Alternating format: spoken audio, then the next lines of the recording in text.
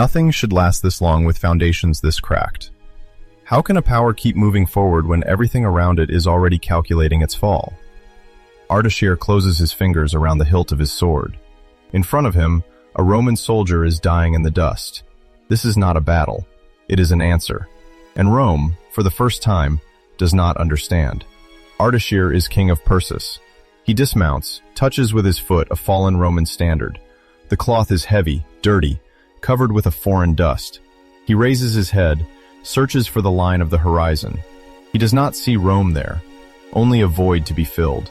The realization settles in. The ground is dry, stony. The air burns the throat. After more than 200 words, the place finally takes shape. Flat, almost worn-down hills, collapsed forts, half-erased roads that caravans have not completely abandoned. The former Parthian Empire stretches out here like an oversized carcass. Its queen cities, farther west, still hold on, out of habit. But between this provincial king and the Roman frontier, something is missing. A power that does not tremble. The anomaly begins several decades earlier, around 224. Ardashir is then only a lord of Persis, theoretically a vassal of the Parthians. On paper, they still rule from the Euphrates to the edges of India. In practice, the coins tell another story. Several kings for a single empire, competing effigies, overlapping names. Artabanus, Vologeses, and others. On the margins, cities like Hatra or Kerosene strike their own coins. The structure holds, but by inertia. It is this fissure that Ardashir touches with his finger as he looks at this Roman flag. Two empires face each other, but one of them is already hollow. Hypothesis A, a reassuring one. Ardashir simply took advantage of Parthian chaos, and only later turned toward Rome. In this version, his confrontation with the Roman Empire would be nothing more than a logical, belated consequence. One more chapter in a long-standing rivalry, nothing more. He consolidates power in Persis, gains the upper hand over neighboring lords, defeats Artabanus IV in a decisive battle at Hormizdagan, takes Ctesiphon, and only then, once the Sasanian Empire is firmly established, does he seriously think about Rome. Two phases, two priorities. First the interior, then the frontier. The story seems neat. This story shatters the moment we look at the map of the caravan routes that already run along Mesopotamia up to the Roman outposts. Ardashir does not live in a remote corner. Persis, Susiana, Kerman. These are nodes on the main route of wealth between India, Central Asia, and the Mediterranean. He knows that this flow of goods ends up in Roman hands, in Antioch, in Alexandria, in the markets where silk is traded for gold. He also knows that the Parthians, weakened, no longer control this circulation as before. The Euphrates line, which had become a de facto border under Augustus, is no longer an impassable barrier. Rome has already crossed it, taken, retreated, taken again. Ctesiphon has fallen several times under Trajan, Lucius Verus, Septimius Severus. The Roman Empire, for its part, has learned. Their legions now know that beyond the rivers, there are not only horsemen. There is a political vacuum. In this second, more complex hypothesis, Ardashir does not just take advantage of Parthian weaknesses. He reads, as a strategist, Rome's limits. In the West, Rome is emerging from civil wars, succession struggles, exhausting campaigns in the East. Septimius Severus took and sacked Ctesiphon, but Rome did not manage to turn this victory into lasting domination over all Mesopotamia. The provinces of Syria and northern Mesopotamia are solid, but beyond them, control frays. Ardashir can therefore play on two boards, present himself as restorer of a centralized Iranian power, the proclaimed heir of the Achaemenids, while knowing that Rome will hesitate to launch into a new total war. It is no longer a simple reaction to the fall of the Parthians. It is a cold calculation of the balance between the depth of his territory and the weariness of an empire already stretched over 3 continents. Then the third, unsettling hypothesis pulls the ground from under our feet. What if, for Ardashir, Rome was not the main enemy, but the tool? A threat to display in order to rally the Iranian nobles behind him. A useful scarecrow to silence hesitations, demand taxes, justify centralization. In this scenario, the confrontation with Rome would not be the objective, but the necessary backdrop to another struggle, the one against his own aristocracy. The shift is clear. This wall, Ardashir runs into it long before he comes across Roman standards. It is not an army. It is a habit. For centuries, the Parthian Empire has rested on a mosaic of great families, each with its own lands, its own horsemen, its own alliances. They supported the Arsacids as long as the latter distributed honors, respected the margins of power, and allowed the vassal kingdoms to breathe. When the central authority cracked, these families did not look for a new empire. They looked for more room for themselves. Ardashir, for his part, wants something else. His inscriptions already show him in a different posture. A king of kings who is not content with juggling vassals, but claims to embody by himself a unified Iran. For the clans that grew rich under the Parthians, this discourse is a direct threat. They know what real centralization means. Controlled taxes, conscription imposed from above, possible land reforms, a court that no longer depends on their moods. Time is tightening. The blockage comes from there. A single reason, but a massive one. No one in this fractured but still powerful aristocracy has any interest in seeing a power arise that no longer negotiates everything. The Parthian kings, even weakened, knew how to compromise. Ardashir, for his part, cuts. He eliminates local rivals in Persis, in Kerman, in Susiana.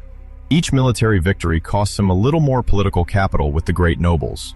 Those who bend before him and keep their titles often do so more out of fear than conviction. On the ground, this translates into a concrete, almost trivial detail, but one that gnaws away. His soldiers lack nails to repair their military sandals. During long marches, the soles split, the feet crack open.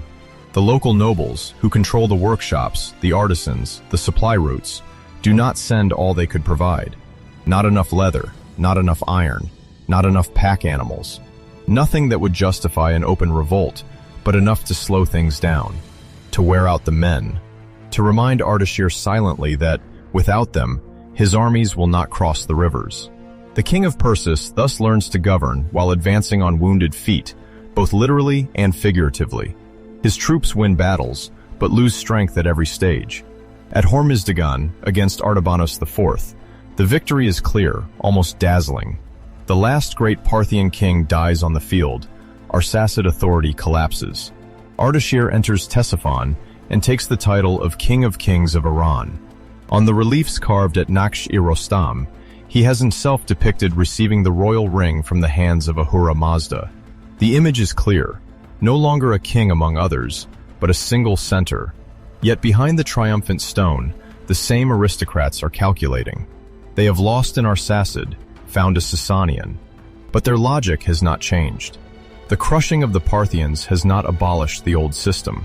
Ardashir knows he needs something more than an internal victory. He needs an external enemy that is not just a name in inscriptions. Experts today seem to agree on one thing. Ardashir's rise to power coincides with a moment of relative Roman weakness in the east. Some scholars, however, qualify this idea by recalling that, even weakened, Rome still has solid garrisons, battle-hardened legions, and that Mesopotamia is not an empty territory. But what unites them most is what they prefer not to push too far. The idea that a ruling class, whether Parthian or Sasanian, could consciously use the Roman threat to lock down its own internal dissensions. For Ardashir, the resolution first looks like an apotheosis.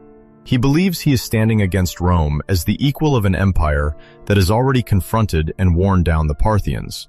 He sees himself as the direct heir of the Achaemenids, restorer of a lost continuity, a unified Iran capable of holding its own against the Latin West as well as the Indian East.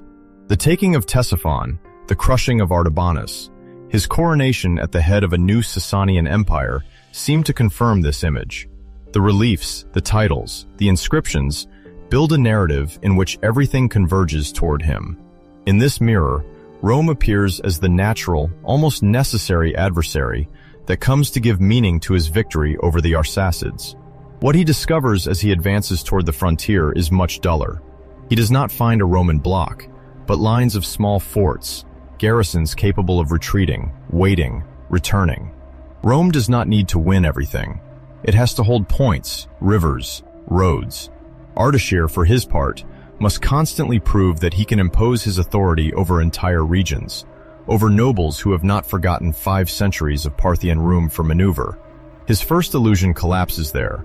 He does not control a homogeneous empire launched against Rome. He rules an aggregate of calculated loyalties, forced compromises, and bought fidelities.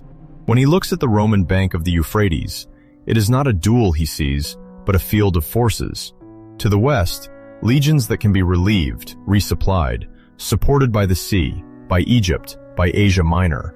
To the east, his own territory, where every caravan, every fortified city, every temple can become a point of support or a point of escape. He also discovers another, more intimate limit.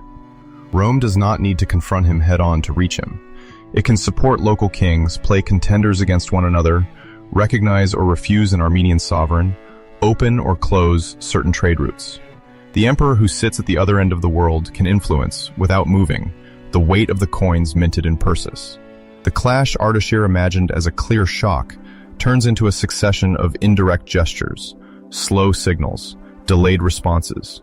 In the end, what he believed to be true, that it was enough to bring down the Parthians to restore a full and complete imperial grandeur, proves incomplete.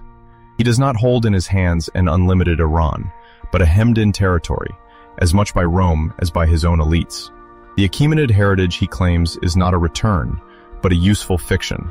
His empire is born in a defensive position, forced to negotiate permanently with a Western neighbor that will never again disappear.